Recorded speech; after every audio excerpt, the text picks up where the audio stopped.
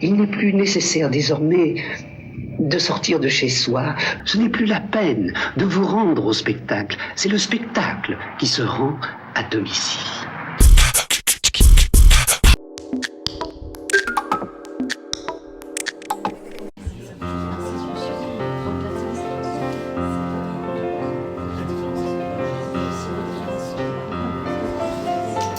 Et merci à vous de venir ce vendredi, après une tournée harassante. Bordeaux, Marmande et maintenant Bergerac. Vous me faites très plaisir de venir. Moi, je suis précipité dès que j'ai su que le livre sortait. Et merci à nos camarades de la découverte qui, comme d'habitude, nous font plaisir d'autoriser les auteurs à venir jusqu'à Bergerac. On va très vite se concentrer sur le livre parce qu'il y a 1 million de choses à raconter. Pour commencer, je vais faire une question terrifiante. Celle de la définition. Forcément. Alors on va passer, je crois, au moins une bonne heure à dire que l'ironie, c'est un grand tout. On met ce qu'on veut derrière. Est-ce qu'on peut commencer peut-être par la définition que vous mettez en introduction, qui est une espèce de recherche un peu philosophique de ce qu'est l'ironie? Oui, alors déjà, merci d'être là, effectivement, merci de nous accueillir. C'est quand même vraiment une chance déjà de pouvoir écrire un livre et puis que des gens prennent du temps pour en discuter. Donc merci à vous de prendre ce temps-là. Au-delà de notre cas personnel, moi je trouve ça motivant et rassurant que des gens prennent du temps pour ça, donc merci. Pour la définition de l'ironie, je sais pas, on peut peut-être se servir un peu des exemples qui sont là.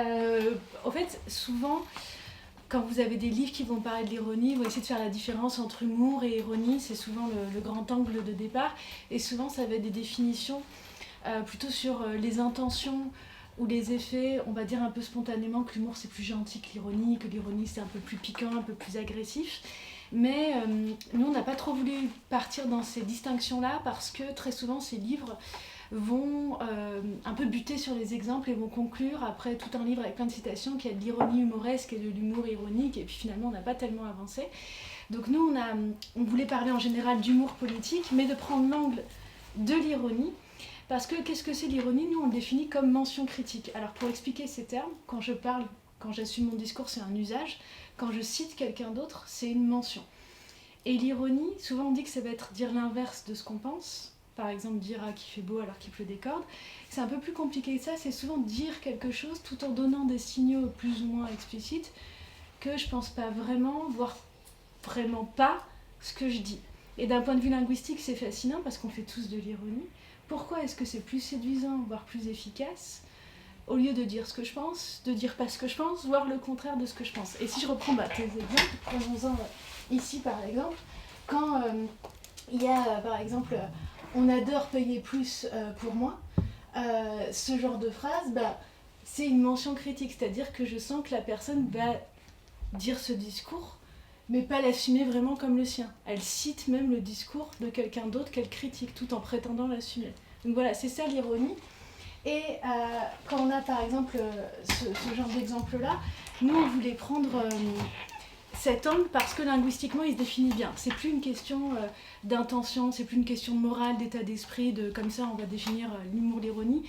C'est de le définir vraiment de manière linguistique comme le fait de citer un discours autre de manière critique. Et ça pose une question politique tout de suite parce que par exemple vous prenez des humoristes de gauche, un spectacle d'humour de gauche, ils vont passer leur temps à dire des trucs de droite. Des discours de droite, certes pour les critiquer, mais c'est passer son temps à mentionner finalement des discours autres, voire des discours opposés politiquement. Et ça pose une question politique, à quel point c'est efficace, à quel point on ne s'enferme pas dans l'ironie par la critique du discours autre au lieu de porter notre propre discours. Et voilà, pour donner des exemples très concrets, qu'on ait bien ça en tête, par exemple, il y a eu plein d'ironie autour des petites phrases de Sarkozy. Par exemple, le titre de l'émission de Sharon Van Ecker, Guillaume Meurice, il y a eu plein de titres, mais un des titres, ça a été « Si tu écoutes, j'annule tout ». Donc il y a une référence, une reprise détournée de la phrase de Sarkozy qu'il aurait envoyée à son ex-femme « Si tu reviens, j'annule tout ».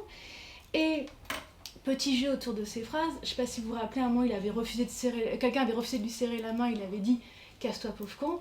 Par exemple, Libération, quand Bernard Arnault avait voulu faire un exil fiscal en Belgique, avait titré « Casse-toi riche con ».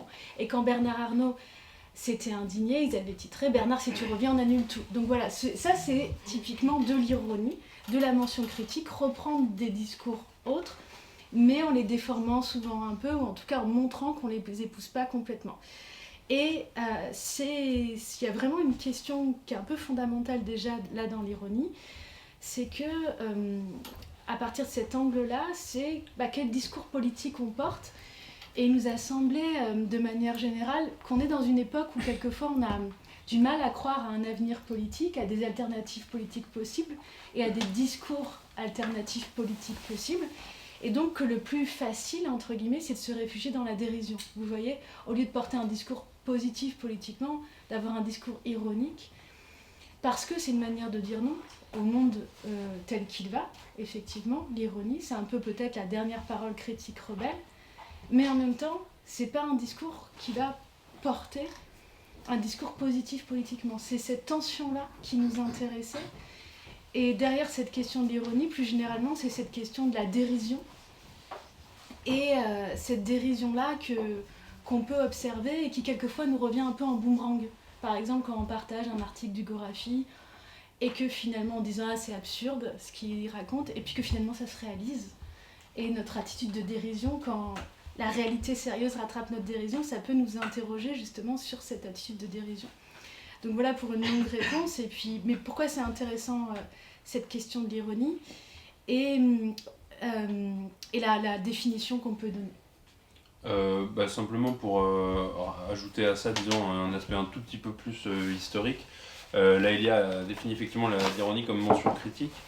Alors historiquement, l'intérêt de cette définition, c'est qu'elle est apparue à un moment assez précis, en tout cas souvent quand on fait de l'histoire, de la pensée, de la philo, etc. On associe la parole ironique à la figure d'une personnalité philosophique qui est la personnalité de Socrate. Et dans les dialogues qu'on a gardés de lui, on voit un petit peu comment ça peut fonctionner, l'ironie. Pourquoi est-ce qu'on s'amuse comme ça à faire des mentions critiques ? Et c'est là-dessus qu'on ouvre les premiers gros chapitres, disons, du livre. Pourquoi est-ce que habituellement on fait ces mentions critiques, en tout cas chez Socrate ? Parce que ça a un impact potentiellement très puissant sur la personne qui assumait premier degré les propos en question. Quand vous dites quelque chose, que quelqu'un vous renvoie ce que vous avez dit avec un petit signe que manifestement il n'est pas tout à fait d'accord ou qu'il y a quelque chose qui cloche dans ce que vous avez dit, ça vous permet de considérer les propos que vous avez tenus de manière un peu distanciée, de manière objective, avec un peu de recul, et ça peut vous faire désadhérer à ce que vous aviez dit au départ de manière complètement automatique, un peu sans y réfléchir, de manière un peu idiote, mais en l'assumant tout de même. Et du coup, il y a cette première idée que l'ironie a une espèce de puissance critique qui est assez forte, puisque, en réalité, la plupart du temps, quand on dit des choses, on ne fait que répéter un discours qui nous traverse de plus loin, etc. Et on a parfois besoin de quelqu'un qui nous répète ce qu'on a dit, avec un petit sourire, avec un petit ton qui paraît curieux, et on va se dire « Ah oui, mais en fait, je viens de dire une bêtise ou il y a quelque chose qui ne va pas dans ce que j'ai raconté ». Et donc, historiquement, l'ironie, c'est d'abord et avant tout ça, c'est-à-dire la manière dont des paroles un petit peu idiotes, des normes auxquelles on adhère de manière un peu spontanée, sans y réfléchir, vont nous être renvoyées comme un miroir pour qu'on puisse les regarder du dehors et les interroger. Et pour terminer ce tout petit point historique, c'est d'autant plus important que habituellement on considère que le moment où Socrate commence à prendre la parole, etc., est aussi un moment qui est important pour l'histoire de nos institutions et de notre vie politique, puisque c'est un moment où s'invente ce qu'on considérait être la démocratie, en tout cas c'est l'une de ses formes dans l'Athènes du 5e siècle avant Jésus-Christ, disons. Et il y a un lien habituellement qu'on fait entre ironie et démocratie, parce que précisément, ce qu'on appelle un régime démocratique, en tout cas c'est une des définitions possibles de la démocratie, c'est un régime dans lequel les normes de la vie collective, les lois, les coutumes, etc., cessent d'être simplement obéis par les individus qui s'y soumettent de manière irréfléchie, et c'est un moment où justement tout cet appareil normatif, les lois, les coutumes, etc., sont soumis à la discussion publique, soumis à la discussion collective, et où justement ça suppose qu'on soit capable de les objectiver, de les sortir de nous pour les considérer d'un point de vue un petit peu lucide, objectif, pour en discuter la pertinence, l'impertinence, l'absurdité, etc. Donc voilà, il y a ce lien habituellement entre ironie et démocratie, avec cette idée de mention critique qui permet de devenir spectateur des potentielles bêtises qu'on raconte sans s'en rendre compte. Alors moi, à la lecture de l'ouvrage, il y a vraiment dans l'ironie un élément qui m'a vraiment marqué. Là, tu citais le panneau. Alors volontairement, j'ai fait des panneaux qui ressemblent à des panneaux de manifestation. C'est un contexte. C'est l'importance dans l'ironie, ou pour l'ironie, du contexte. j'ai trouvé que l'exemple sur le « je suis antisémite » dit à la fois par Blanche Gardin et Finkielkraut. Alors vous allez sans doute aborder cet exemple et l'évoquer un peu plus. Le contexte est absolument essentiel pour comprendre la forme de l'ironie. C'est pourtant la même phrase. Oui, en fait, ce qui est impressionnant avec l'ironie, c'est là on est obligé de faire de la linguistique, vraiment de l'analyse du discours et de prendre en compte le contexte, c'est que la même phrase, vraiment exactement la même phrase, peut avoir finalement un sens très différent suivant si elle est ironique ou pas, dite avec intention ironique ou perçue comme ironique, donc le contexte va tout changer. Après, Finkielkraut et Blanche Gardin disent tous les deux ironiquement « je suis antisémite ». Vous avez sans doute entendu parler de la polémique avec Blanche Gardin qui, lors d'un sketch, avait dit ironiquement « je suis antisémite ». En fait, ce qui nous a semblé intéressant, c'est que ça avait moins fait polémique, et c'est il y a longtemps, mais c'était un peu la même situation, c'est-à-dire qu'Alain Finkielkraut, le philosophe Alain Finkielkraut, avait été accusé lui aussi d'antisémitisme, alors dans un autre contexte, parce qu'il avait soutenu l'écrivain Renaud Camus, lui-même accusé d'être antisémite.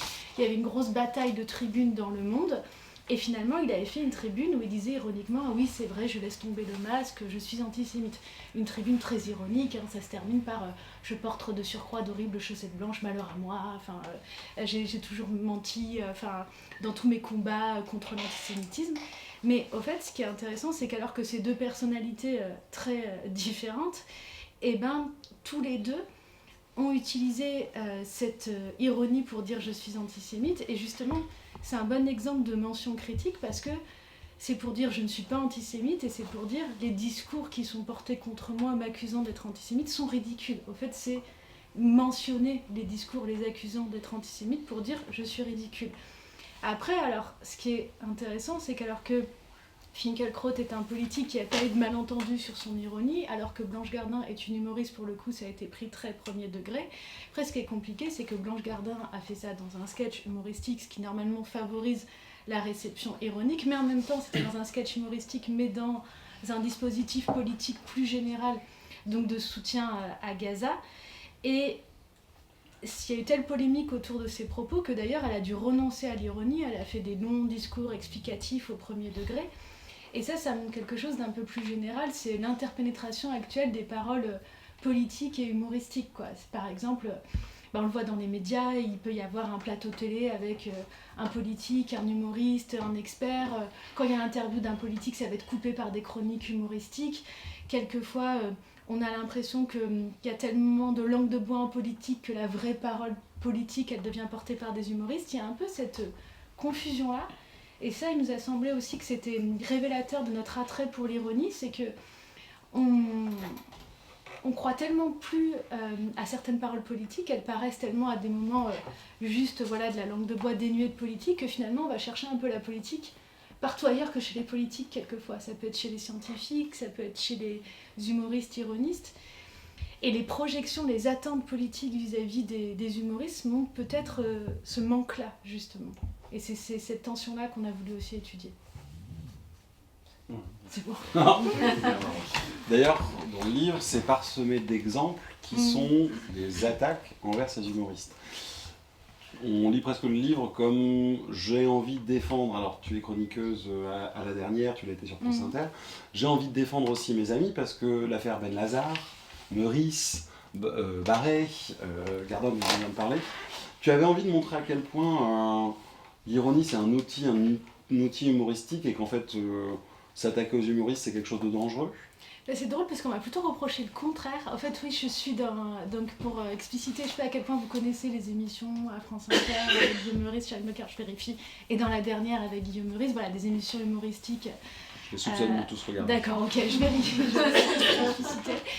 Et c'est drôle que tu dis ça parce que moi, les gens, quelquefois, ont plutôt vu que c'est vraiment un livre qui va interroger l'ironie et qui va essayer de montrer de croiser paroles politiques et paroles ironiques et de montrer l'intérêt de l'ironie, mais aussi ses limites et les limites des projections, des attentes sur les humoristes. Et je pense que pas mal de gens s'attendaient à ce que ce soit une défense pure et dure, on va dire, et étaient surpris qu'il y ait une distance critique, alors que pour moi, justement, on peut avoir une distance critique, on peut participer à un dispositif sans y adhérer à 100%. Et justement, moi j'avais envie d'avoir une distance critique, parce que j'ai l'impression que sur ces humoristes, c'est soit des gens qui les détestent, soit des gens qui sont en mode fan club, pour être tout à fait honnête, et qu'il n'y a pas de distance critique, de vrai débat critique. Et j'avais envie d'avoir cette parole-là, cette distance-là, parce que bien sûr, c'est des collègues et des camarades, je ne travaillerais pas avec eux si je ne trouvais pas qu'il y avait un intérêt. Et pour autant, je pense qu'on peut interroger ce qu'ils font et pointer des limites sur ce qu'ils font, par exemple sur les jeux d'auto-ironie.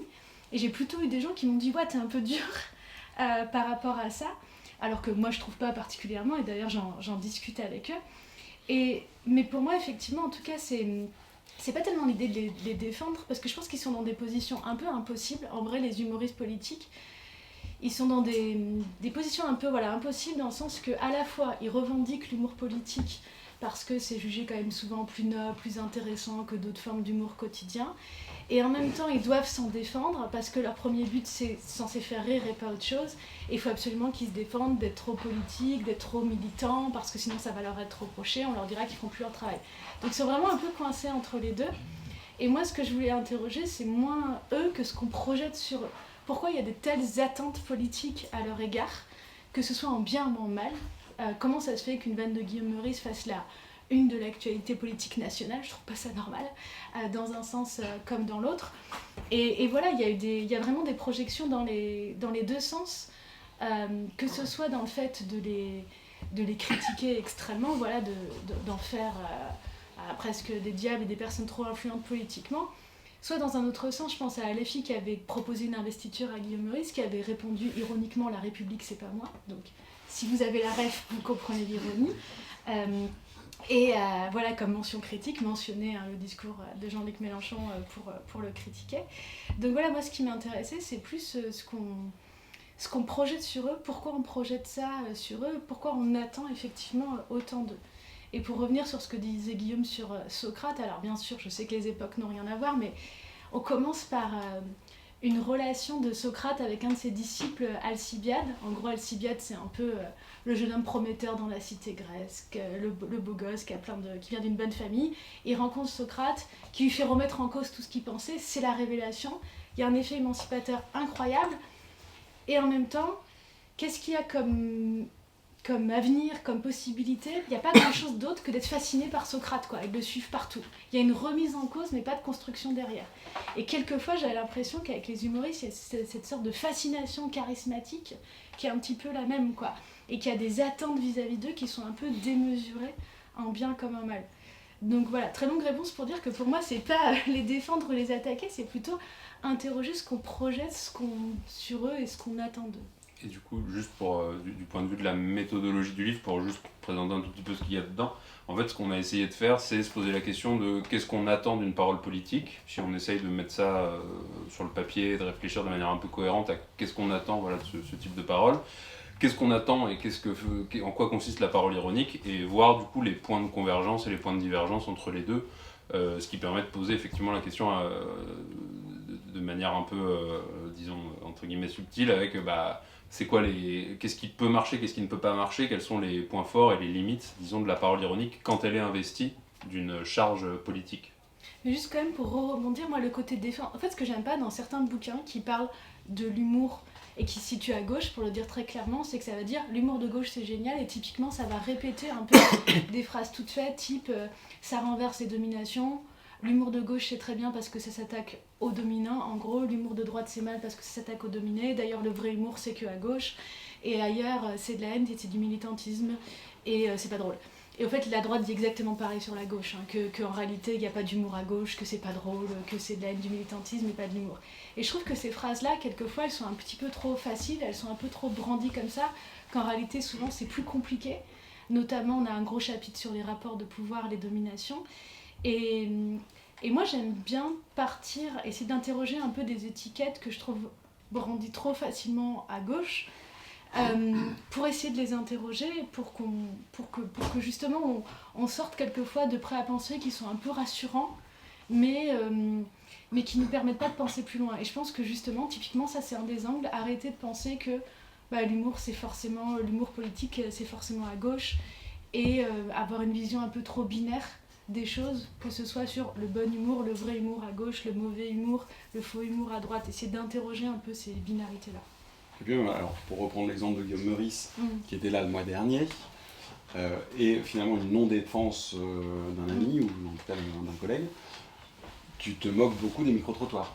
Ou plutôt tu dis que c'est un Il y a quelque chose de... Quand il va interviewer des gens et poser certaines questions, et puis lui-même il peut retravailler un petit peu les textes et couper des morceaux, tu dis que c'est de l'ironie, quelque part facile, ou plutôt qui... Non, alors pas facile, drôle, mais... C'est juste... Moi, c'est plutôt interroger les discours, pas en mode pour moi les juger, mais par rapport à ce qu'ils prétendent être. C'est juste que par rapport au micro-trottoir de Guillaume, il y avait pas mal de journalistes, et lui-même à des moments qui disaient que c'était un dispositif socratique, et juste voir si ça fonctionne ou pas. Et c'est vrai que ça ressemble de l'extérieur parce qu'il y a un côté où il demande aux gens de dire leur opinion et après il va dire des fois c'est beau ce que vous dites, ou est-ce que vous avez un exemple et la personne se tient quoi. Donc oui, je comprends que ça fasse penser au départ au dispositif socratique, mais là où ça ne l'est pas, c'est que le dispositif socratique il est pédagogique. Il y a ce début là pour ensuite créer un dialogue avec la personne et faire un itinéraire un peu pédagogique avec la personne. Et Guillaume, dans des micro-trottoirs, c'était pas du tout son but. Le but n'est pas de faire un dialogue avec la personne. Le but, en réalité, la personne à qui il s'adresse, c'est les auditeurs, que ce soit dans l'équipe ou les personnes qui vont ensuite écouter. Et donc, effectivement, c'est pas cheminer avec la personne. De fait, c'est rire de la personne avec un peu le syndrome dîner de con. Alors, et ce qui est intéressant, c'est que c'est pas tous ces micro-trottoirs. Il y a des micro-trottoirs avec, par exemple, des militants où il leur apporte un peu des contradictions de droite de manière exagérée, humoristique en gros. Et là, pour le coup, il y a plus un travail pédagogique ensemble. Et voilà, juste ces micro-trottoirs, les premiers qu'ils faisaient, c'est pas pour dire c'est bien ou c'est mal, c'est pour interroger leur visée, leur but. Et tout simplement, c'est pas de l'ironie pédagogique, c'est de l'ironie plutôt satirique, spectaculaire, pour créer des effets aussi de communauté. Et ça peut être un autre rôle important et intéressant de l'ironie. Ça peut être bien d'avoir ce sentiment de communauté, d'être ensemble. C'est juste essayer de distinguer ça. Et ce qui lui a été reproché à un moment, c'était pour s'en moquer, mais ça c'est le grand problème de l'ironie, de faire réentendre des discours racistes, sexistes, etc., même si c'était pour s'en moquer. Je trouve ça d'ailleurs intéressant que maintenant, dans la dernière, il ne fasse plus des micro-trottoirs où de fait il provoquait ces discours-là, voire il les montait, si ce discours n'était pas assez abusé, il ne pouvait pas le garder, mais ils prennent un discours de presse réel. Parce que là, c'est plus presque provoquer ce discours-là pour s'en moquer presque artificiellement, mais c'est prendre des discours qui existent. Et quelquefois, c'est des bons exemples d'ironie pure, c'est-à-dire qu'il fait entendre un extrait, par exemple récemment il y avait Michel Onfray, et presque il n'a pas besoin de le commenter, tout le monde rit. Donc c'est vraiment juste la citation, la mention critique, sans même déformation, sans même rebondir dessus. Donc c'est ça qui est intéressant par rapport au micro-trottoir, pour moi, c'est de réfléchir aux différents rôles, comme disait Guillaume, de l'ironie. Quand est-ce qu'elle peut être pédagogique ? Quand est-ce qu'elle sert à autre chose ? Ça ne veut pas dire qu'elle est mauvaise si elle n'est pas pédagogique, elle peut servir à autre chose, mais c'est juste savoir pourquoi on l'emploie et quels effets elle peut avoir et quelles limites elle peut avoir. Une ironie spectaculaire, comme ça, des micro-trottoirs, on va se moquer ensemble d'une cible, ça a l'intérêt effectivement de souder contre la cible, ça peut faire plaisir, ça peut faire du bien quelquefois, mais ça n'aurait pas un effet, de faire réfléchir, d'échanger, ce genre de choses. Ni la cible, ni le public d'ailleurs. Oui, parce que ce que dit la cible est souvent tellement gros qu'on se dit, il y a deux choses possibles, il y a deux réactions possibles. Soit on se dit ce que dit la cible est tellement gros, tellement énorme, mon Dieu, qu'ils sont cons ces gens-là, je me sens pas du tout concernée, donc ça me fait pas réfléchir sur moi-même. Soit, si je suis un peu plus honnête, mais ça demande une autre écoute, Guillaume le disait lui-même, en mode que si on lui mettait un micro sous le nez quand il achetait ses poires au marché, il dirait sans doute une connerie, quoi, comme tout le monde. Est-ce qu'on se dit juste ce que disent les personnes, c'est trop stupide, donc j'ai rien à voir avec ça, et on se moque d'une cible extérieure ? Ou est-ce qu'on se dit, bon, pour être honnête, est-ce que ça m'est pas déjà arrivé moi aussi, quand on me dit par exemple vous aimez bien tel homme politique, vous le soutenez, de dire ah oui c'est génial, et quand on me demande une mesure précise d'être un peu de pas avoir d'exemple. Ça dépend. Est-ce qu'on est capable aussi de se mettre à la place de la cible et pour le coup de réfléchir sur nous, ou est-ce qu'on va juste se dire mon Dieu qu'il est bête et se sentir bien par rapport à l'autre, quoi. D'ailleurs c'est une partie que vous évoquez assez longuement, alors vous faites des découpages un peu comme des espèces de grands segments autour de l'ironie et de ses différentes formes. Et par exemple, la création d'un lien communautaire, c'est quelque chose sur lequel vous revenez beaucoup, tant historiquement qu'avec des exemples plus concrets. L'ironie, ça nous soude. C'est un grand effet, ouais. Ouais, vous voulez nous en dire un petit peu plus ? Ouais, je vais juste dire la citation de Desproges parce que je l'aime bien. Il y a une citation qu'on avait mis en exergue du chapitre de Desproges. L'ennemi est sot, il croit que c'est nous l'ennemi alors que c'est lui. Là, oui, puisque c'est assez typique encore une fois de la méthodologie, c'est que comme on est parti des attentes qu'on pouvait avoir sur la parole politique, un des points qui nous semblait important dans la parole politique, c'est que très souvent, ce qu'on attend d'elle, c'est que c'est une parole qui vise à créer une espèce de division au sein de l'espace social entre un nous, qui serait la communauté politique dont on a envie de collaborer à la construction. Alors typiquement, dans l'histoire des mouvements politiques, ça peut être la classe ouvrière. Le nous de la classe ouvrière par opposition à un eux, qui sont par exemple les patrons. Alors ça c'est un des avatars de ça, mais par exemple la parole politique d'extrême droite n'a pas du tout le même nous et le même eux. Ça peut être la communauté nationale, voire ethno-nationale, contre les immigrés, les étrangers. Et donc bref, on a cette idée qu'une parole politique, ça découpe dans l'espace social des camps avec une polarité entre nous d'un côté, eux de l'autre. Et la question qu'on s'est posée du coup, c'est est-ce que l'ironie, ça participe de cette construction de camp ? Et en fait, en analysant des exemples et en reprenant les travaux de certains chercheurs, on est arrivé à la conclusion que l'ironie est très puissante, non pas pour construire des camps, mais pour les entretenir. Et c'est un peu, ça fait écho au sentiment qu'on peut tous avoir en écoutant la dernière, si on partage les positions politiques des gens qui sont autour de la table, c'est qu'on a l'impression de faire communauté, on se sent bien, on souffle, on a l'impression d'être pas tout seul dans ce qu'on pense, etc. Mais en revanche, il y a une dimension, le prix à payer pour ça, de cette espèce de communauté presque immédiate, spontanée qu'on ressent avec ces discours-là, le prix à payer, c'est la non-explicitation des valeurs, des principes, des programmes, etc., sur lesquels est fondée la communauté. Normalement, quand vous faites de la politique, si vous donnez un tract à quelqu'un, le nous en question, vous essayez de faire en sorte que la personne qui faisait pas partie de ce nous-là, qui était apolitique, voire même qui était potentiellement un adversaire, vous essayez de la ramener dans votre camp en essayant d'argumenter sur les valeurs, le programme, etc. Là, avec la communauté ironique, en fait, il n'y a pas d'explicitation de tout ça. Ça suppose qu'on est déjà d'accord, puisque, comme on l'a dit, par définition, l'idée de mention critique, ça exclut l'idée qu'on explique pourquoi est-ce que ce qu'a dit la personne est idiot, pourquoi ça ne correspond pas à nos valeurs, etc. Je te coupe, c'est un côté, t'as la ref. Voilà, c'est ça, t'as la ref, on est content, t'es dans la bande. Et avec l'ironie, on se sent d'autant plus intelligent que justement, on n'explicite pas, c'est genre, j'ai compris, et c'est un peu, tu l'as, enfin, mais si on explicite, il y a un peu l'idée que ça casse l'ironie, quoi. Enfin, comme on n'explicite pas une blague, au fait. Enfin, tu voulais... Vas-y, non. Et juste pour ce côté sur l'ironie, sur la communauté, mais vraiment c'est un aspect positif qui peut être très fort. Moi je comprends très bien ce que c'est quand quelquefois en plus on se sent seul politiquement, on se sent un peu minoritaire, quelquefois on est tout seul et on déprime, et bien juste d'écouter ça, non mais c'est vrai, d'écouter ça, ça donne un fort sentiment d'accompagnement, de communauté, ça fait du bien. Quand d'ailleurs physiquement on vient rire ensemble, c'est impressionnant effectivement l'énergie que ça peut faire, l'expression de communauté qu'il y a, ça fait une forte catharsis aussi, enfin, ça fait vraiment... sortir à des moments des colères, des frustrations, et on a l'impression de le partager ensemble. C'était impressionnant quand par exemple l'émission de France Inter elle est passée même de quotidienne en dominicale, et tous les gens qui écrivaient pour dire que vraiment il y a quelque chose de quotidien, qu'allait leur manquer de sentiment de communauté. Et souvent il y a le reproche de l'entre-soi. Moi je trouve pas ça forcément problématique l'entre-soi, tant que c'est pas l'alpha et l'oméga de nos actions. On a besoin à des moments d'entre-soi, de souffler, de pas tout le temps tout expliciter, d'avoir l'impression qu'à des moments justement c'est rapide, il n'y a pas à expliciter, il n'y a pas à combattre, etc. Mais c'est vrai qu'en même temps il y a quelque chose de troublant. Est-ce que ce moment où on rit ensemble, où on a l'impression de partager des valeurs communes, est-ce qu'on ne se trompe pas complètement? Est-ce qu'on rit vraiment de la même chose? Certes, souvent on rit des mêmes cibles, ça nous... Mais est-ce qu'on a vraiment les mêmes valeurs? Est-ce qu'il n'y a pas des malentendus? C'est Ramzi Assadi qui est le rédacteur en chef de la dernière, qui était rédacteur en chef avant à France Inter.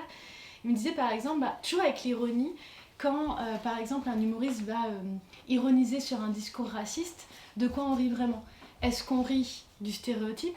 Est-ce qu'on rit de la critique ironique du stéréotype? Est-ce qu'on rit un peu des deux? Ça fait quand même plaisir de réentendre le stéréotype et en même temps on a bonne conscience parce qu'il y a de l'ironie dessus. Et de fait, il y a des exemples de malentendus assez dingues. On cite Bedos, le père, qui avait à un moment arrêté de faire un sketch sur un Français raciste parce que trop de gens venaient le féliciter au premier degré.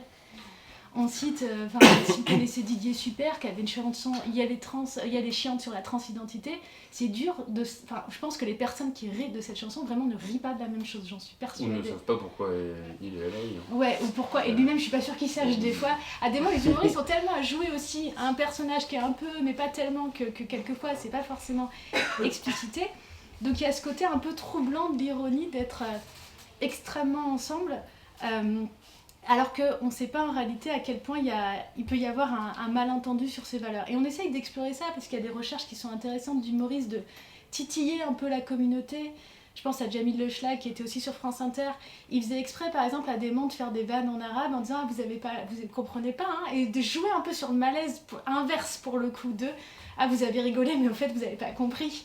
Et de nous interroger justement sur ce sentiment d'étrangeté. On peut aussi interroger la communauté. C'était l'humoriste Fari qui, au César, est arrivé en disant salut les blancs, quoi, ce genre de choses. Et il y a plein de choses à interroger sur ces sentiments de communauté. Il y a quelquefois aussi ce qui est censé nous souder peut devenir une injonction. Il y a un témoignage de Johanna Silva qui était journaliste au journal Fakir et qui parle de l'ironie comme pour le coup une sorte d'injonction, de compétition entre les membres qui devient un peu épuisante parce que si elle n'a pas dit son bon mot comme tout le monde, elle se sent bête, elle se sent pas intégrée. Et quelquefois c'est même entre amis une impression qu'on peut avoir. Ça, hein. Tout le monde est en train d'être plus malin les uns que les autres. Si vous répondez sérieusement, vous êtes un peu rabat-joie, vous n'êtes pas aussi intelligent que les autres. Donc c'est finalement assez ambigu, ce lien communautaire, même si c'est une très grande force de l'ironie. Dès qu'on commence à le décrypter, on se rend compte que justement, lui aussi, il est assez complexe. Alors ça m'interroge, parce que tu as cité beaucoup d'exemples, et je pense qu'on est globalement d'accord sur le bord politique, les réflexions, etc. Vous avez regardé de l'autre côté ? Oui, justement, parce que dans beaucoup de bouquins, il y a souvent beaucoup d'humour de gauche qui est cité. Alors, on allait regarder, puis aussi contre l'idée que c'est que à gauche, hein, encore une fois, par exemple, CNews a lancé sa pastille humoristique, le JDD a fait un appel aux humoristes de droite. Il y a aussi toute une grande tradition littéraire française qui est très conservatrice. Comment ? Oui. Par exemple, il y a eu... alors, sur Internet, il y a beaucoup d'humour de droite. Il y a Gaspard Proust qui est le plus connu. Vous avez par exemple les films à l'arrache. Mais c'est parce que vous les regardez pas, en fait. Mais parce que il y a les films à l'arrache qui ont vraiment énormément... Les films à l'arrache, c'est vraiment de l'ironie contre les gens de gauche. Ça met en scène des personnes dites de gauche et leur discours de manière caricaturale. Ça a énormément de vues. Vous avez par exemple les chroniques de Samuel Fitoussi dans le Figaro, qui sont très régulières, qui, pareil, s'y prendre... Vous avez la Zadis, vous avez le propres sociaux, enfin voilà, etc. Sophia Aram, qui en tout cas va taper tout le temps contre une certaine gauche. Après, elle-même disait, pour le coup, c'est une des rares qui dit « Je suis de moins en moins drôle, mais je m'en fous ».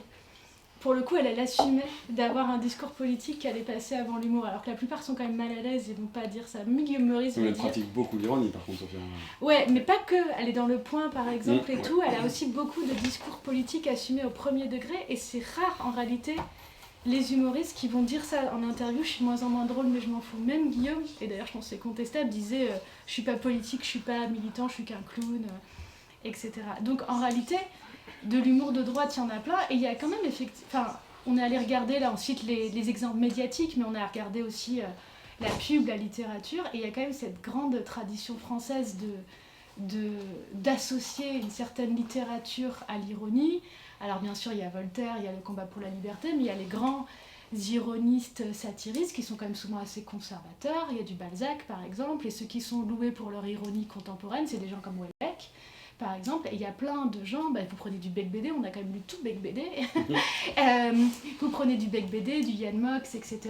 C'est des gens qui, dans un certain domaine, on va dire, de littérature médiatique,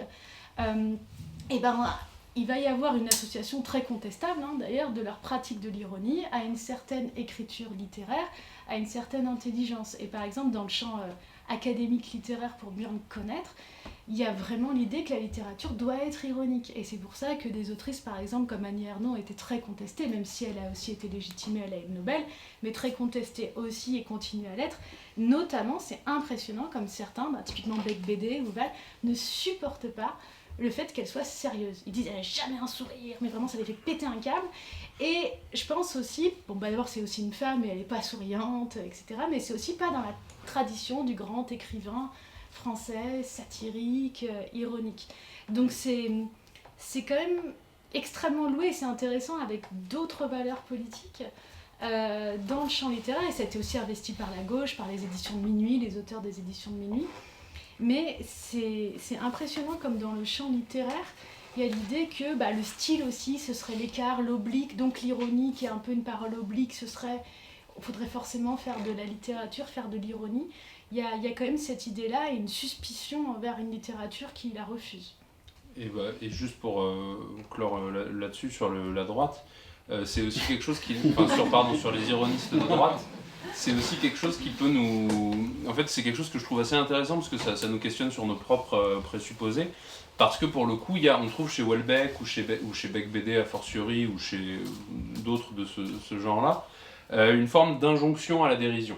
En fait, être sérieux, c'est pas bien, comme le disait Léa, et dans tous les domaines. Ça peut être le domaine amoureux, ça peut être le domaine scientifique, ça peut être évidemment le domaine politique. Et donc, on a une espèce de... En fait, la littérature, et même de manière même plus générale, quasiment être intelligent, l'intelligence, ça consisterait à quoi ? Ça consisterait juste à regarder de manière un peu hautaine tout ce qui se passe dans le monde et à considérer que finalement, l'univers c'est quoi ? C'est des gens qui racontent des bêtises, c'est des discours un peu dérisoires dont la seule chose qu'on pourrait en faire, c'est de s'en moquer. Et ça, c'est vraiment... Alors, ça peut être plus ou moins bien fait. Même si j'aime pas le personnage, je pense qu'il y a quand même un monde entre les écrits de Houellebecq et Beck BD de l'autre côté. Mais on trouve quand même cette espèce de cynisme permanent, du cynisme ou ce qu'on peut appeler aussi du ludisme, c'est-à-dire l'idée qu'on va jouer avec les discours, on prend rien au sérieux, tout de toute façon se vaut à peu près, tout est aussi risible, quoi que ce soit. Et c'est aussi ce qui nous a questionné au départ, ce qui nous a poussé à réfléchir là-dessus, c'est-à-dire finalement quand même, est-ce qu'on ne pourrait pas se dire qu'il y a des choses qui méritent qu'on les prenne au sérieux ? Est-ce que cette espèce de cynisme permanent qui peut aller de pair avec une ironie poussée à son paroxysme, est-ce que vraiment c'est défendable ? Ou est-ce qu'au contraire il faut quand même considérer qu'il y a peut-être des choses qui méritent qu'on soit un petit peu sérieux ? Et d'ailleurs, juste pour terminer là-dessus, le problème c'est que les auteurs en question, même eux, il y a un moment où ils basculent quand même un peu dans le sérieux. Houellebecq finit par faire un livre un peu sérieux sur le fait que l'islam prend le pouvoir en France. Beck BD finit par faire un livre un peu sérieux où en gros il dessine un avenir politique souhaitable organisé autour du... C'était quoi ? L'armée, le mariage, la religion. Donc on voit quand même assez vite que là on peut dire quand même qu'ils sont de droite, quoi. Mais c'est juste pour rebondir sur ça, je sais pas si c'est une expérience que vous avez eue ou quelquefois ça devient presque suspect d'être sérieux, de prendre des choses au sérieux. C'est suspect, le mot militant devient un gros mot, et quand vous prenez quelque chose au sérieux, presque il faut montrer patte blanche en ayant un peu d'auto-ironie, un peu de dérision. Et d'ailleurs, moi, ce que j'aime aussi avec les camarades avec lesquels je travaille, enfin pour le coup les humoristes, c'est qu'ils essayent quand même d'avoir un équilibre entre humour et sérieux, par exemple en invitant des invités qui vont porter un discours sérieux, en essayant aussi de faire passer même des chiffres, des informations. Là, l'humour peut avoir un côté vulgarisation presque politique. Et d'ailleurs, c'est intéressant parce que même Guillaume Meurice, vu que maintenant il est aussi présentateur et pas juste chroniqueur, souvent les invités vont lui répondre en essayant de faire des blagues parce qu'ils se disent c'est Guillaume, faut faire des blagues, et c'est lui qui doit dire non mais sérieusement, répondez-moi sérieusement parce que j'ai envie d'avoir des vraies infos ou des vrais outils pour les luttes. Et il me semble que il recherche justement une posture qui n'est pas que ludique, qui va revendiquer un sérieux. Mais c'est ce sérieux-là qui va leur être reproché souvent. En fait, l'ironie, pour nous, en tout cas quand on la croise avec la politique, c'est intéressant quand c'est un moyen, voire quand c'est une arme. Mais effectivement, si on en fait une fin, on risque de tomber dans la posture ludique ou cynique, comme disait Guillaume. Le ludique, c'est de prendre toutes les paroles comme un jeu. Le cynisme, ce serait de toujours voir leurs limites. Et bien sûr qu'on peut voir les limites partout, de tout type de paroles, notamment de paroles politiques. C'est un peu plus facile de voir leurs limites, vous risquez plus d'avoir raison si vous voyez leurs limites, si vous dites qu'elles n'ont jamais marché. Mais ça risque aussi de nous désengager du monde social et de toute lutte et de toute action. Alors, je rebondis là-dessus, parce que là on vient d'évoquer effectivement l'ironie comme une espèce de lien de communauté, mais vous abordez beaucoup son aspect aussi pédagogique. Alors, dès lors, quels sont les leviers ? Quel est l'intérêt de l'ironie pour apprendre, pour convaincre, pour accompagner, pour armer, comme vous avez pu le dire très justement ? Comme disait Guillaume, à des moments, l'ironie, ça peut nous rendre, là je reprends ta formule, mais spectateurs de notre propre parole, et c'est quelque chose que même les proches, je pense, utilisent quelquefois, le fait, comment ? Prof. Tu dis quoi ? Proche. Ah d'accord, les profs, pardon. Les profs utilisent, par exemple, répéter un peu ce que la personne a dit de manière un peu ironique pour montrer un peu les conséquences, quelquefois un peu absurdes. Bon, il faut sans doute le faire avec précaution, voilà, c'est ça. Mais ça peut être un bon levier pour faire réfléchir à un préjugé, faire réfléchir à une parole trop rapidement dite. On parlait d'une campagne d'affichage à un moment, pour le coup, de Saint-Pierre et Miquelon, c'est ça, sur les bagnes. C'est ça, quand c'était Retailleau qui avait dit on va envoyer tout le monde là-bas, de toute façon c'est pourri. Darmanin ou Retailleau, c'est un peu le même style, hein, non, un des deux. Joker, un vilain, qui avait dit on va les envoyer là-bas, voilà, il n'y a que de la neige, il n'y a pas de pluie, ça va les calmer. Et donc la ville avait fait plein d'affiches de pub en reprenant le sigle OQTF, parce qu'il avait proposé d'envoyer les OQTF là-bas pour essayer de mettre en valeur le territoire. Donc là, c'était vraiment repartir du cliché, du préjugé, pour y faire réfléchir. Et je pense que ce qui peut permettre l'ironie, elle est pédagogique quand elle est le point de départ, justement, d'autre chose, d'une discussion. Mais ça suppose du temps long, ça suppose un itinéraire, ça suppose un dialogue, et d'être justement un point de départ, de pas juste être une vanne et c'est terminé. T'es d'accord, voilà, Et dans la même logique, dans cette logique un petit peu d'armes, c'est fort parce que c'est séducteur, c'est le début de votre livre, vous dites l'ironie, c'est de la séduction. Est-ce que c'est fort politiquement comme arme, parce qu'on séduit, parce qu'on accompagne, parce qu'on crée cette petite communauté aussi? C'est ça que vous évoquez comme dans cette logique d'arme pour l'ironie? C'est fort principalement parce que ça peut avoir un effet de révélation, comme peu de discours. En fait, en tout cas, si on prend l'exemple vraiment d'Alcibiade Caprilaïlia, qui est un exemple particulièrement massif, puisque c'était quelqu'un qui collait tellement aux normes ambiantes que en fait, tout lui était promis grâce à ces normes, et d'un coup, tout s'effondre. Et avec l'ironie, il peut y avoir ça, c'est-à-dire quelque chose à quoi on croyait vraiment depuis longtemps, de manière finalement assez simple et en même temps extrêmement brutale, on se rend compte que ça marche pas. Alors c'est pas une expérience qui est forcément très courante, mais en tout cas, il y a derrière l'idée d'ironie, l'idée que c'est possible, ça peut produire cet effet-là. Et dans le conflit, quand on prend une ironie, pour le coup, on n'essaie pas de convaincre plutôt, mais d'attaquer une cible. Il y a quelque chose de très fort dans l'ironie, parce que ça peut être une parole extrêmement conflictuelle, sans être de la violence directe. Et ça, c'est très fort. Ça permet quand même de dire à des gens des choses qui peuvent être conflictuelles, que certains, dans des rapports justement conflictuels, directs, explicites, n'osent pas dire. Et bien là, quand on passe par l'ironie, ça permet de leur dire.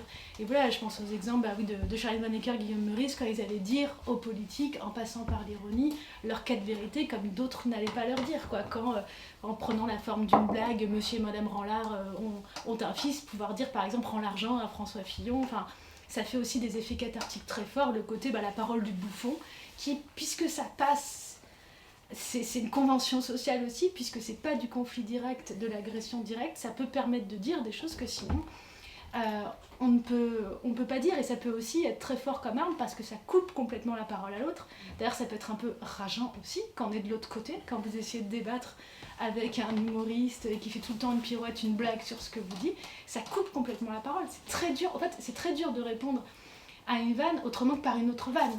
Donc si on est dans le discours sérieux, ça peut complètement nous le couper sans, pour le coup, pouvoir se permettre de s'énerver. Donc ça a un effet très fort de pouvoir, en passant, quelquefois des gens parlent de la marche du cavalier comme pour les échecs, le fait donc de faire un détour, le fait d'être oblique, l'ironie comme parole oblique, paradoxalement peut piquer beaucoup plus fort que certaines paroles directement conflictuelles. Et c'est pour ça que pour certains, même bon, si c'est contestable, ce serait, et ça on a un chapitre, on étudie ça en détail, ça peut être, mais ça peut effectivement être une parole à des moments quand vous êtes dans une situation, c'est pas toujours le cas, mais quand vous êtes dans une situation où vous pouvez pas vous permettre de vous confronter directement, explicitement à quelqu'un, ça peut être une manière de quand même dire non, quand même exprimer un désaccord, quand même exprimer une opposition. Vous avez une question? Par rapport à la loi, je voudrais savoir jusqu'où l'ironie peut-elle aller, vous voyez? Parce que, par exemple, quand Guillaume Meurice a été mis à pied à France Inter parce qu'il avait répété sa blague sur Netanyahou, et légalement, est-ce qu'il avait le droit de le dire? En fait, j'ai une collègue qui a étudié un peu ça, c'est pour la question de l'humour politique. Alors elle s'appelle Anna Arzumanov, et ce n'est pas Anne Roumanoff parce que les gens se trompent, donc non, c'est une collègue linguiste qui s'appelle Anna Arzumanov qui a fait un petit livre qui s'appelle Juger les mots, où au fait elle va étudier la loi par rapport à ça. En fait, il y a des principes qui sont en opposition. C'est d'un côté le principe de liberté d'expression qui va aussi avec une liberté accrue qui peut être donnée aussi bien à la satire qu'au domaine littéraire, et de l'autre côté, pas le droit d'insulte, pas le droit de diffamation. Et quand il y a des jugements, toute la question est de juger l'équilibre entre ces principes. Et en France, il y a une grande tradition de liberté quand même satirique, comme aussi de liberté littéraire. et qui quelquefois permettent que des choses passent quand c'est dans ces contextes-là, satiriques, littéraires. Les mêmes phrases passeront pas si elles sont dites par d'autres personnes dans d'autres contextes. Après, ce qu'elle montre aussi, c'est que alors, la loi évolue et les jurisprudences évoluent, et quelquefois les mêmes cas sont jugés très très différemment en premières instances et en appel, et quelquefois ça dépend d'autres facteurs. Par exemple, elle étudiait les polémiques autour du rappeur Orelsan, qui avait été condamné pour le coup pour propos jugés sexistes en première instance, et en appel pas du tout, mais aussi parce que vu qu'il était de plus en plus reconnu en tant qu'artiste, c'était de plus en plus reconnu comme une parole artistique et vous voyez pas comme une parole individuelle en son nom, donc il y a plein de facteurs qui jouent. Et le cas inverse, ce serait Dieudonné, qui au départ était beaucoup moins inquiété parce qu'il était reconnu principalement comme un comique, et petit à petit, en fait, à force de faire de la politique, on s'est dit non, mais là c'est pas de la satire, c'est... Et puis quelquefois aussi la loi aussi s'adapte. Typiquement, bon là je fais une parenthèse, mais je trouve ça intéressant, Zemmour avait dit ouais, j'ai un truc pour jamais être interrogé, faut pas dire par exemple les Arabes, faut dire la plupart d'eux. Sauf que les juges, ils ont écouté ses interviews, et la fois après il a dit la plupart d'eux, ils ont dit non, ça passe pas. Enfin, donc il y a aussi de l'adaptation. Et il y a aussi quelque chose qui est assez polémique, c'est que là, la loi, mais vraiment ça peut évoluer, a une vision de la satire en mode si ça fait rire, ça peut pas blesser, ce qui est, ça peut faire les deux, quoi. Enfin, c'est un peu comme si l'un empêchait l'autre, alors que le principe de la satire peut être d'allier les deux. Mais il y a quand même cette tradition en France, ouais. Après, d'un pur point de vue de la théorie du droit, l'ironie c'est assez intéressant parce que comme c'est une parole qu'on répète sans l'assumer, en toute logique, on ne devrait pas pouvoir être inquiété pour ça. Puisque c'est pas un propos qu'on assume et par conséquent c'est pas un propos qui pourrait nous être reproché, on ne fait que le citer. Le problème du coup, le débat devient est-ce que c'est vraiment une citation ou pas. Et dans le cas de Dieudonné typiquement, ou dans le cas de personnalités comme Alain Soral, ils s'en sont défendus comme ça. Mais en fait très souvent ça marche pas parce que un juge il est pas débile, il fait le lien avec d'autres types de propos, etc. Et donc en réalité la justice peut trancher sur ce qu'est de l'ironie ou pas, quoi. Moi, pour rebondir sur ce, ça m'intéresse vraiment, en fait, la vanne de Guillaume n'est pas ironique au départ. De fait, c'est pas la citation de quelqu'un d'autre. Par contre, ce qui m'intéresse, c'est que quand il y avait eu, quand on avait une émission Inter juste après la suspension de Guillaume, après ça, la question c'était qu'est-ce qu'on fait et qu'est-ce qu'on dit.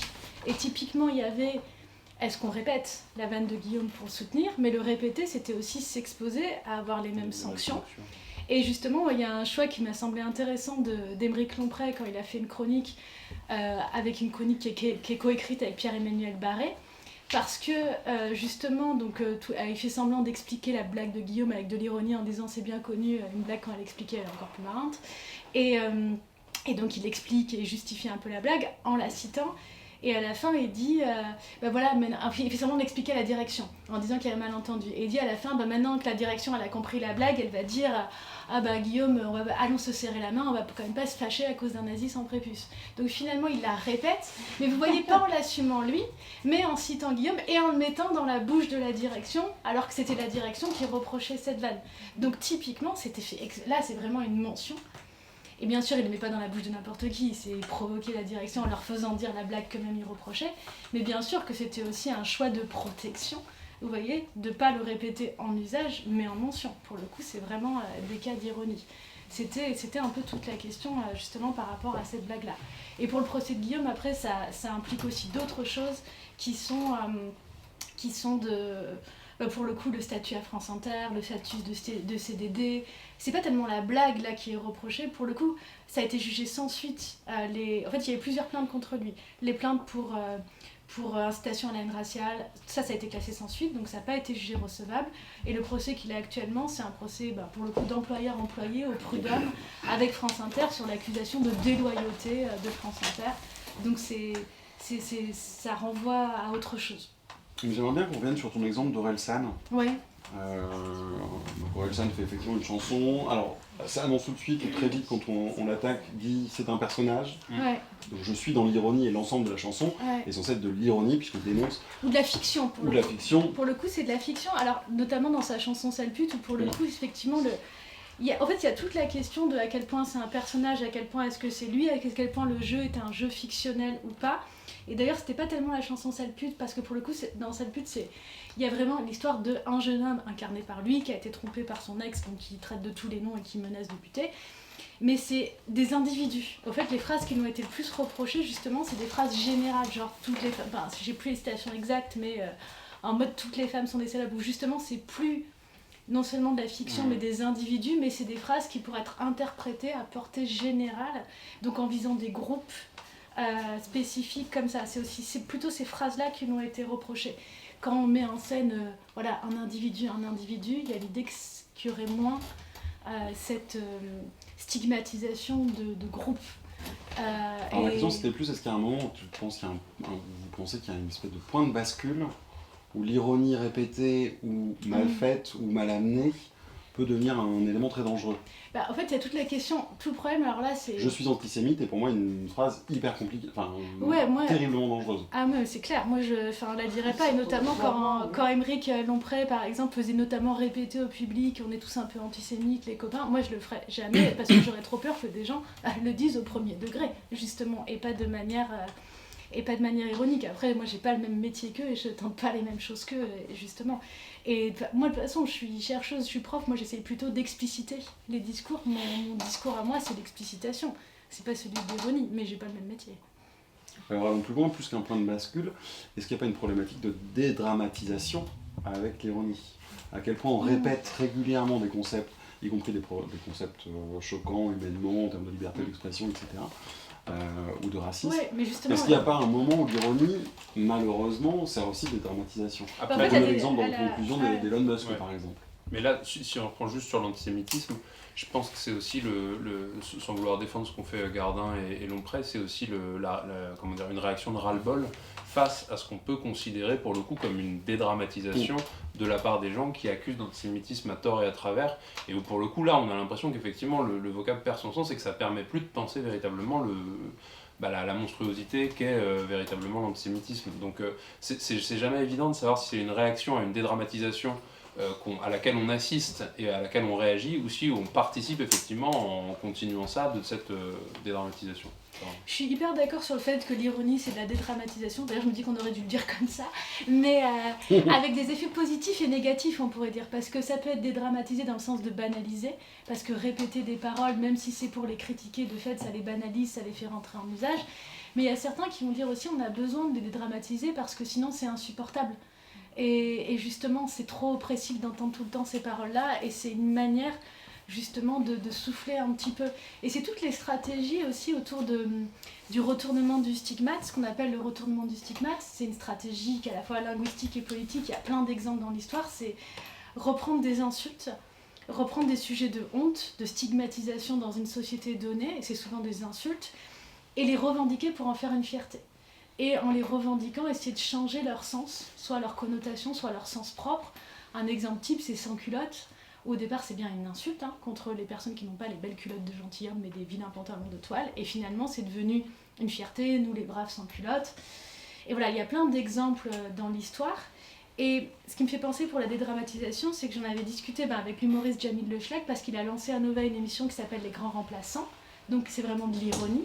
Ça reprend de manière critique le nom de la théorie raciste de Renaud Camus, Le Grand Remplacement, et avec l'idée vraiment de retournement du stigmate, et pour lui c'était vraiment une dédramatisation. Ce discours, mais dans le bon sens du terme, en tout cas dans ce qu'il essaye de faire, dans ce discours raciste qu'il subit, en rire, le revendiquer, c'était le dédramatiser, et c'était le dégonfler, et c'était moins le subir justement, d'arriver à pas le reprendre tout le temps comme une insulte. Mais le retournement du stigmate, c'est un pari. On peut toujours se demander, ça va dédramatiser, mais dans quel sens? Est-ce que ça va banaliser? Est-ce que ça va contribuer à faire entrer l'expression en usage? Et finalement, du coup, on perd un peu. Ou est-ce que ça va dédramatiser dans le sens qu'on va arriver vraiment à se réapproprier la définition, à la changer? J'en discutais vraiment avec eux. Alors moi, je me disais, mais peut-être qu'on a fait une connerie alors, parce que l'expression le grand remplacement, il faudra voir dans l'histoire.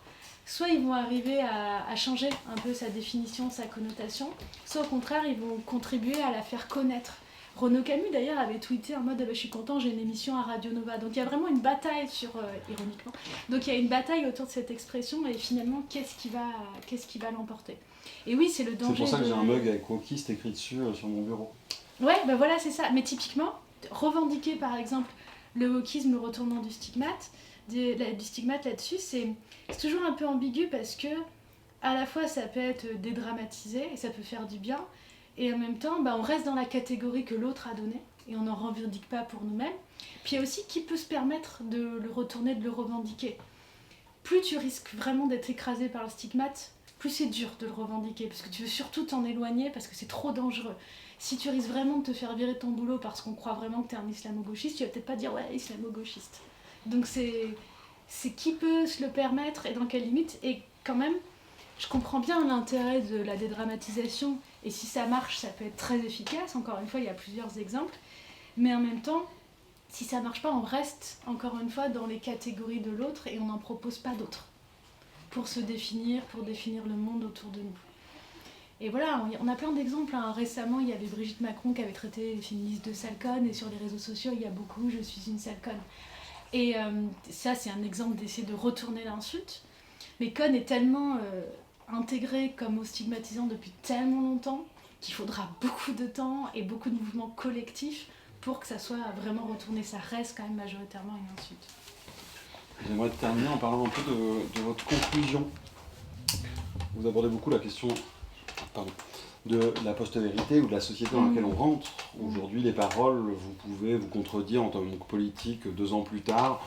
Personne ne vous ressortira forcément les vidéos. Enfin, bref, on transforme son discours en permanence. Et vous évoquez que ça va faire un changement pour l'ironie. Alors, quelle sera la place demain de l'ironie en politique notamment ? Il y a des mutations politiques contemporaines qui sont troublantes du point de vue de l'ironie parce que, effectivement, quand le rapport entre discours et réalité devient très compliqué, quand on oppose des faits et de la réalité à certains politiques, ils vont le traiter comme une opinion ou un discours. Alors là, ça peut complètement brouiller effectivement les cases. Et puis il y a des personnalités comme Trump. Nous en France, on va souvent reprocher des discours politiques plutôt langue de bois, plutôt vides. Et Trump, ça va être un peu l'inverse. Ça va être de complètement assumer un discours qui paraissait inassumable. Et ça peut vraiment déstabiliser, et c'est difficile à satiriser. C'était l'humoriste Thomas VDB qui me disait il est impossible à surbanner, quoi. Enfin, en mode il se vanne déjà vraiment. Parce que ça remet en question justement ce qui est censé aider à définir l'ironie, ce que c'est un discours, ce que c'est des faits, et ce que c'est un discours politique attendu, justement. Et effectivement, c'est très déstabilisant parce que ça va redéfinir les normes du discours politique lui-même et donc de la place de l'ironie politique. Et puis, de manière peut-être plus générale, on peut avoir l'impression, alors c'est pas le cas pour Trump, mais si on prend la politique nationale, qu'il y a une dimension de plus en plus spectaculaire, médiatique, et on pourrait le dire avec un gros mot, intertextuel des discours politiques, c'est-à-dire qu'il y a un moment où on a l'impression que ça ne parle plus de la réalité, c'est des discours qui parlent de discours, etc.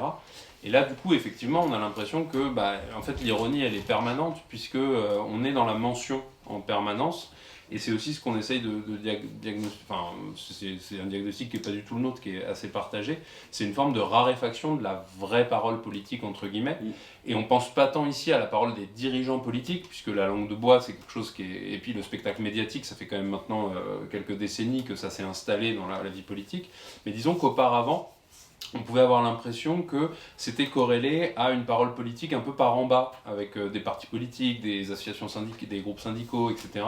Et que ça, de fait, on vit dans un monde où quand même ça se raréfie, parce que des partis politiques avec des militants à la base, il y en a quand même moins, des militants syndicaux, il y en a de moins en moins, etc.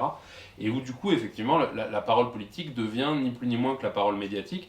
Et c'est aussi pour ça qu'on a l'impression que ça peut expliquer un petit peu les attentes qu'on va projeter sur d'autres types de paroles.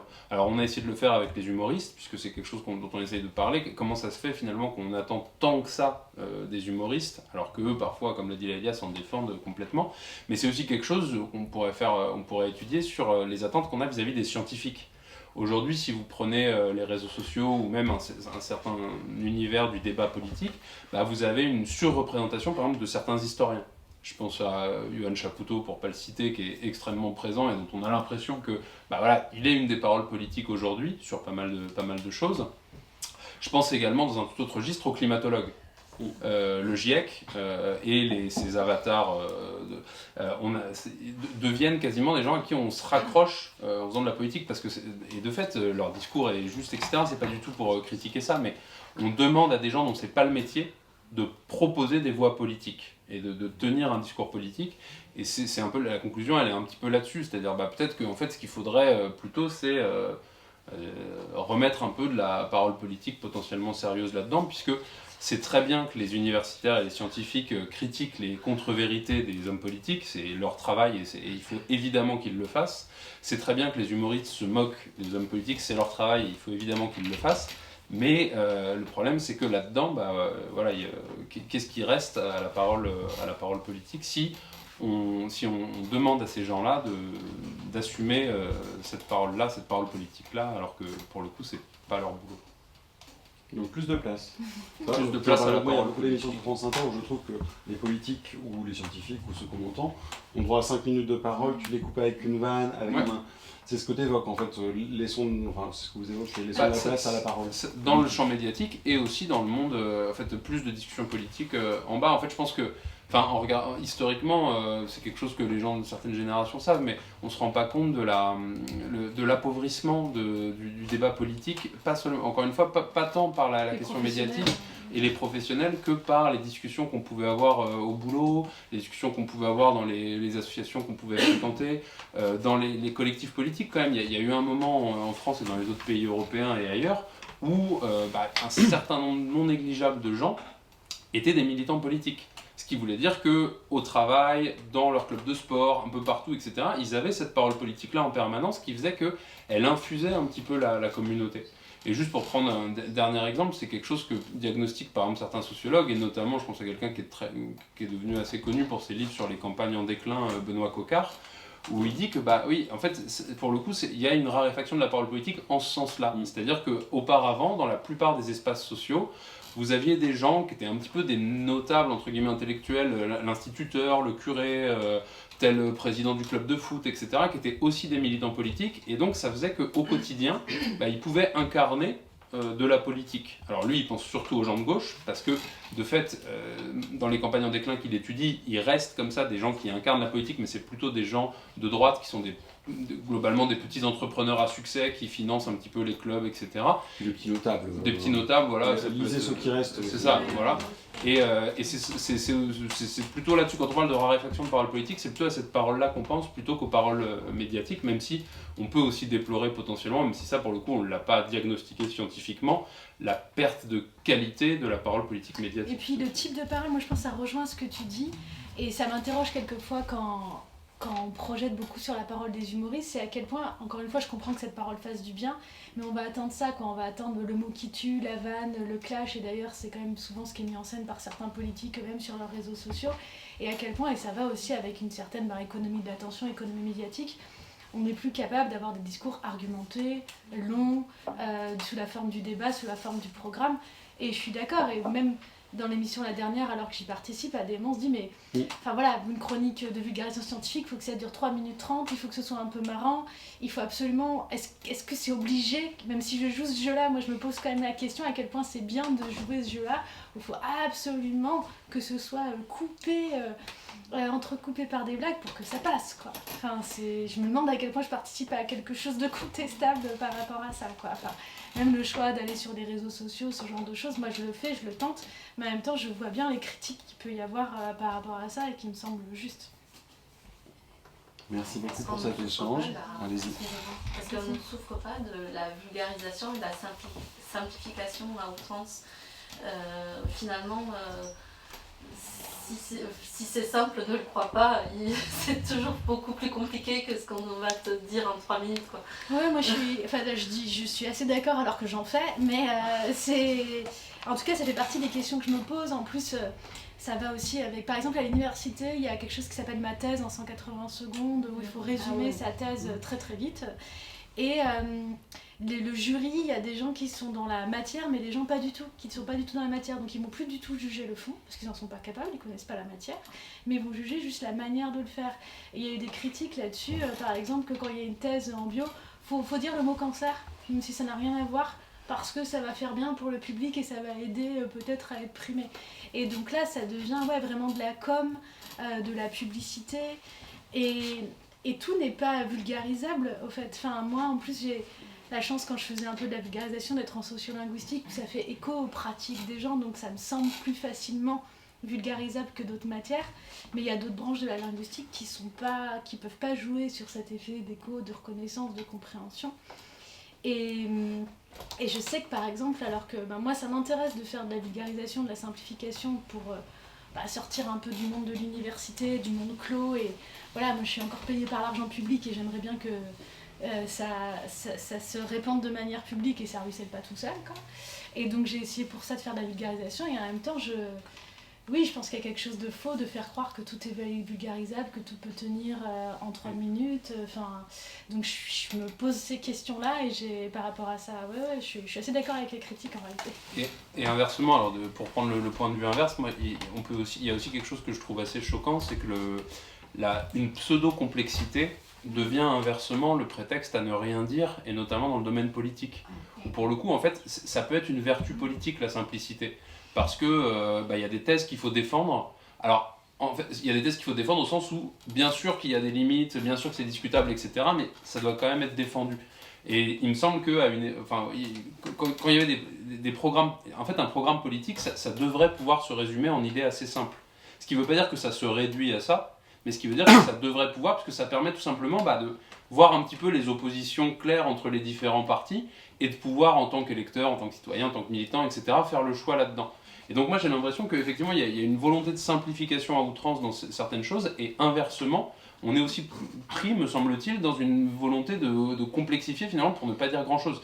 Le cas Emmanuel Macron, me semble-t-il, est assez caractéristique de cela. C'est des discours qui sont complexes, pas au sens où ce serait très intelligent, subtil, etc., mais au sens où il y a tellement de choses qui sont dites que rien n'est dit, et que finalement, en réalité, quand on essaye de résumer Emmanuel Macron en 180 secondes, ce serait pas possible, parce que ou alors ce serait juste une liste d'éléments de langage sans aucun contenu, quoi. En fait, c'est compliqué le rapport à la complexité, parce que dans le domaine scientifique, effectivement, il y a aussi l'inverse. Autant moi je vois les limites de la vulgarisation, autant je vois très bien quand quelquefois c'est faussement complexe, et typiquement on met du jargon faussement compliqué. Typiquement moi je suis en stylistique, alors mettre des noms de figures de style grec pour se la jouer, alors qu'en réalité on pourrait le dire autrement, et qu'à des moments il y a des choses qui sont très vides, et qu'on va masquer ce vide par du jargon, alors qu'au départ les mots complexes scientifiquement, ils sont là plutôt pour pointer des réalités.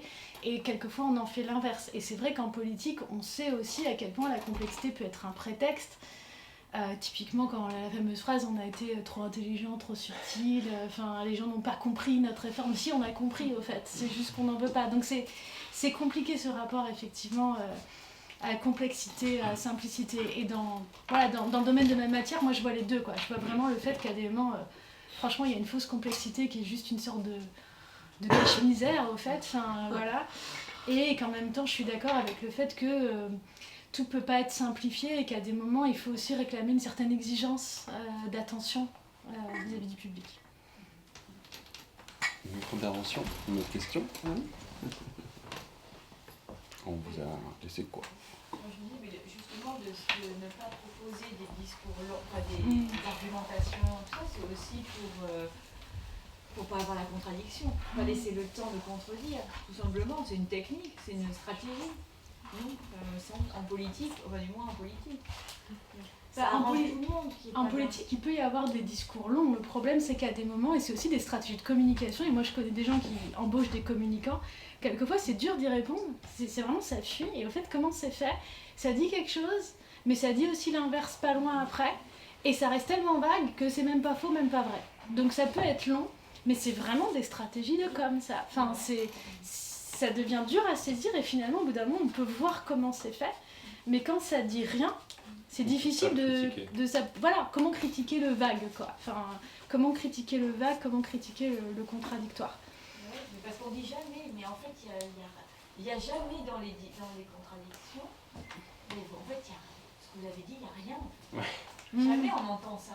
Et pourtant, Bah, vous l'avez dit, des fois Macron il fait des phrases tellement, voilà.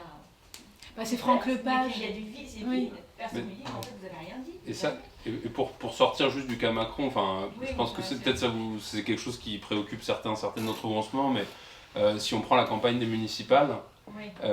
moi je fais partie sans doute du problème, mais parce que j'ai contribué à rédiger des tracts, etc. Et en fait on se retrouve à faire des tracts qui disent à peu près tous la même chose.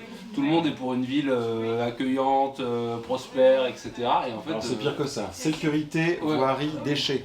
Alors sécurité quand même, normalement il y a ça. Alors, c'est un peu c'est important. tout Ah le ouais, programme. ok. Mais généralement, il y a du collectif, Et, on est d'accord. Ça ne veut pas dire juste pour ma campagne individuelle, ce genre de choses. Et c'est un peu désarmant parce que là on se dit, bon bah, peut-être qu'il faudrait faire un peu plus simple en réalité avec 3 ou 4 mesures très concrètes qui permettraient de distinguer un peu les trucs. En tout cas, pour revenir à l'ironie, moi c'est quelque chose que je trouve assez déstabilisant et quelque chose que j'ai eu avec mes camarades. À quel point, moi c'est quelque chose qui me fascine, j'avais travaillé aussi là-dessus un petit peu avant. Bah, une phrase pour le coup, un petit mot peut tout changer, peut l'emporter. Quelquefois ça me fait peur quand je suis avec eux, heureusement qu'ils sont bienveillants, parce que j'ai l'impression que je peux faire tout le beau discours scientifique que je voudrais, toute la belle argumentation.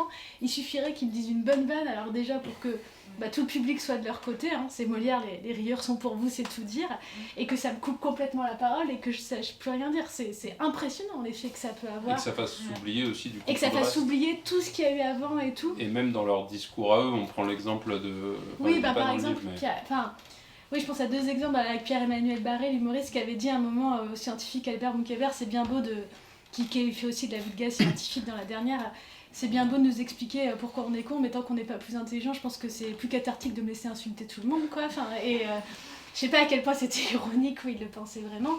Et oui, quelquefois, même pour eux-mêmes, par exemple, Pierre-Emmanuel Barré, là, actuellement, il a fait une chronique sur la police qui a suscité une plainte du ministre de l'Intérieur, Laurent Nunez, pour la vanne finale, où il dit la police c'est Daesh avec la sécurité de l'emploi, et il avait aussi traité Nunez de cul-à-pisse pendant sa chronique. Mais c'est une chronique qui, par ailleurs, avait plein de chiffres, de faits, qui étaient bien documentés. Moi d'ailleurs j'étais allée en vérifier tellement certains me faisaient halluciner, mais ils étaient vrais. Et de fait il l'avait vraiment travaillé, mais justement toute la polémique a été sur cette vanne, qui est quand même pas la plus intéressante au fait.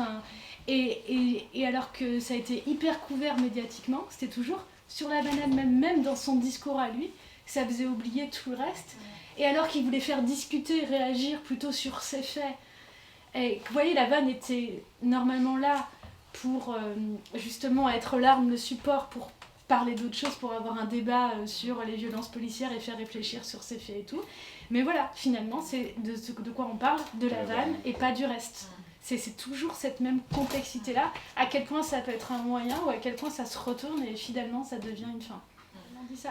Et il y a plein de cas d'ironie ou de blagues sur des informations que les gens prennent au premier degré. Pour vous donner un exemple, moi il y a plein de gens qui m'ont dit comment ça Adèle Van Redst va rejoindre Radio Nova. J'ai dit mais n'importe quoi, c'est parce qu'il y avait des blagues sur le fait que vu qu'elle a été plus ou moins démissionnée de France Inter, et en mode blague elle vient à Nova. Et plein de gens l'ont pris au premier degré, etc.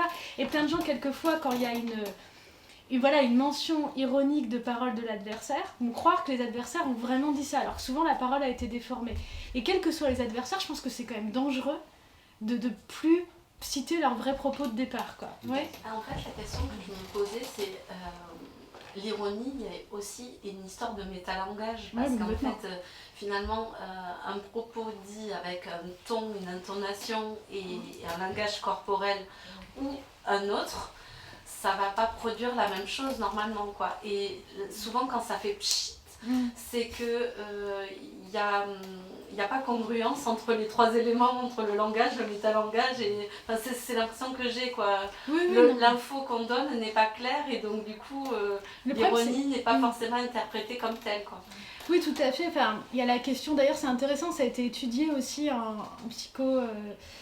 À partir de quel âge les enfants comprennent l'intonation ironique? À partir de 7-8 ans, visiblement, parce que quelquefois ça passe juste par l'intonation.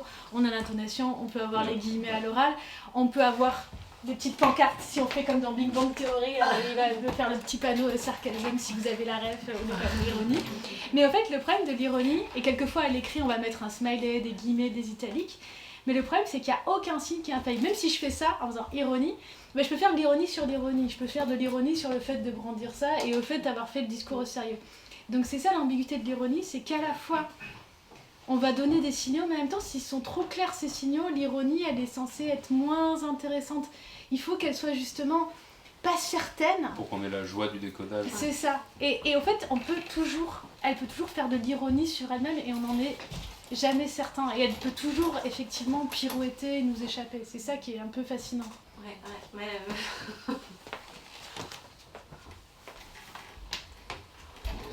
Je pense qu'il y a aussi un truc, c'est que quand même un niveau général de bêtises qui va quand même en augmentant. Quand on voit par exemple le député qui veut faire un procès au transmusical parce qu'il ne connaît même pas le mot. Il y avait des pancartes, je me rappelle, qui voulaient dans les écoles plus d'AESH, et il y avait des gens qui portaient plainte parce qu'ils voulaient. Daesh. Ils pensaient que c'était Daesh. Il y a aussi une espèce de. Après. Con, quoi, qui ne comprennent pas aussi peut-être l'ironie ou des messages. Typiquement, le député et les transmusicales, on aurait dû un truc du Gorafi, quoi, franchement. Et c'était pour le coup une réalité. Après, il y a aussi peut-être le côté. Il faut surréagir tout le temps, tout de suite. Les députés, quelquefois, ils vont faire des propositions de loi, mais pour dire qu'ils en ont déposé, pour faire du chiffre, mais vraiment, quelquefois, c'est indigent. Et il y a ce côté un peu suractivité pour masquer, en réalité, le manque d'activité et de réflexion. Quand vous regardez certains projets de loi, moi j'avais étudié ceux contre l'écriture inclusive, par exemple, et tout, il y en a eu plein et tout, et quelquefois qui voulaient prévoir de la prison, enfin calmez-vous quand même, quoi, et qui vraiment allait très vite, quoi, c'est pas... on parlait de la prison, de l'enseignement carcéral, par exemple, ça arrive tout le temps qu'il y ait des députés RN qui, par exemple, disent comment ça, il y a une activité pédagogique scolaire, scandale, et ils vont déposer des projets de loi au Twitter en disant la prison, c'est un rôle de répression, alors que c'est dans les textes de loi officiels de dire c'est de la répression et de la réinsertion, et donc, ici... C'est pas les mêmes exemples, là, ça peut être un appel du pied, un électorat très radical. Oui, mais quand même, même quand même, c'est pas recevable, ne serait-ce parce qu'ils citent mal la loi, qu'ils sont censés eux-mêmes connaître. Il y a quand même une réaction d'aller très très vite et de pas chercher à comprendre, parce que ce qu'il faut, c'est réagir pour réagir, quoi. Comme faire des minutes de silence, quoi. Ça, je pense que c'est autre chose. Ce gros clin d'œil qui nous a fait, nous on l'a vu. Non. D'autres interventions, monsieur? Donc l'ironie, en fait, elle repose sur une confiance qu'on va avoir en l'autre, c'est ça qui est difficile à comprendre. Donc, puisque la confiance en à peu près tout le monde s'effondre à ce qu'à perdre, ça ne condamne pas l'ironie et la capacité de s'en servir. Oui, la confiance, ou la confiance dans le locuteur, d'ailleurs. À des moments en disant, lui, je sais que c'est ironique parce que je le connais, je connais ses valeurs, donc je sais qu'il ne le dit pas au premier degré. Et la confiance, effectivement, dans le récepteur. Après, ce qui est compliqué, c'est que... Tu voulais dire quelque chose ? Non, je voulais dire, moi je sais pas si ça va s'effondrer, parce que c'est aussi des formes de confiance qui sont des formes de confiance communautaires, et on peut avoir l'impression que de ce point de vue-là, il n'y a pas un effondrement global de la confiance, il y a un effondrement peut-être de certaines formes de confiance institutionnalisées, etc., mais en fait le renforcement communautaire, et pas du tout, pas que religieux, etc., mais on peut avoir l'impression que lui, il est quand même, il va croissant. Disons, et donc que cette confiance-là, c'est-à-dire le fait qu'on se comprenne, on fait faire confiance à son auditoire au sens où je sais qu'ils vont me comprendre parce qu'on partage tellement de choses qui nous distinguent des autres qu'il y a des chances que ça marche. Ça, je pense que ça quand même... Mais en fait, quand l'ironie vient du camp d'en face, on a tellement plus confiance dans le camp d'en face qu'on démarre au quart de tour. Et est-ce que c'est, comme vous disiez, de la débilité fondamentale, ou est-ce que c'est qu'on a tellement plus confiance dans l'autre qu'on ne veut pas croire qu'il puisse être capable d'ironie ? Ou qu'on trouve scandaleux qu'ils fassent de l'ironie sur ce point-là, parce que pour le coup, ils vont les faire sur autre chose. Puis quand même, sur l'ironie communautaire, il y a aussi quelque chose qui, à des moments, redistribue ça, c'est aussi les réseaux sociaux, on en parlait, parce que avant il y avait ça, je pense à Charlie Hebdo, par exemple. Au départ, Charlie Hebdo, ça s'adresse quand même aux gens qui lisent Charlie Hebdo. Donc, ils choisissent de lire et qui, a priori, vont partager ce type d'humour, de valeurs, etc. Et ça fait un tout autre effet quand certains dessins sont diffusés sur les réseaux sociaux à destination d'autres personnes qui, pour le coup, n'ont pas choisi, ne le partagent pas et donc vont avoir des réactions complètement différentes. Et d'ailleurs, à des moments, les journaux essayent de réfléchir à quels dessins eux-mêmes mettent sur leur réseau, qu'est-ce qu'ils mettent pas sur le réseau pour essayer de réserver ça à une lecture plus communautaire au sens, vous voyez, premier du lectorat du terme. Et je pense que ça explique aussi beaucoup de polémiques autour de l'ironie. C'est que avant il y avait peut-être des médias quand même plus privilégiés pour la communauté. Maintenant, ça circule d'une autre manière. Le danger de l'ironie, en fait, n'est-ce pas celui-là, c'est que quand on est un peu défenseur du vivre ensemble, l'ironie pratiquée par deux camps opposés, en fait, c'est comme des joutes verbales sans violence, comme vous en parliez tout à l'heure, mais finalement où on ne cherche pas à comprendre l'autre, où ça reste des camps adverses, et n'est-ce pas, finalement, l'ironie puisse desservir une certaine forme de faire société, en fait. Voilà. En tout cas, nous, ce qu'on peut dire, c'est qu'effectivement, du pur point de vue linguistique, le fait de mentionner la parole de l'autre, c'est aussi un moyen de ne pas parler avec lui. Et ça, effectivement, le fait de considérer que le propos est l'objet d'une dérision et pas quelque chose qu'il faut prendre au sérieux pour en discuter avec lui, ça, effectivement, on peut considérer que c'est problématique parce qu'il y a un renoncement, dans un certain sens, au dialogue, pour le coup, à partir du moment où on est dans cette mention et on ne prend pas, par conséquent, au sérieux. Alors, encore une fois, ça peut être très compliqué de prendre au sérieux des discours racistes, sexistes, homophobes, etc. Mais est-ce que c'est pas ça aussi, malheureusement, faire de la politique, quoi? C'est-à-dire... Après, pour défendre l'ironie, on pourrait dire que de toute façon, il y a certains discours qui ne s'adressent pas à nous. Et des gens auxquels on peut pas, qui ne vont pas discuter avec nous, typiquement les personnalités politiques haut placées. Et que, c'est une manière de leur répondre quand même si justement ils ne veulent pas qu'on leur réponde, de faire de l'ironie. Et il y a ce que vous dites, ce que Guillaume dit sur effectivement le fait de parler d'eux, mentionner, c'est pas parler avec, ça je pense que c'est vrai, mais on peut dire aussi que on a besoin de joutes d'opposition à des moments de violence, d'une certaine manière, de violence ironique en tout cas. Toute la question, c'est peut-être l'équilibre justement entre ce besoin-là d'avoir quand même de la joute, de la moquerie du camp et de ne pas s'enfermer dans ce camp et dans cette attitude. Merci beaucoup. Merci. Merci beaucoup. Merci à vous.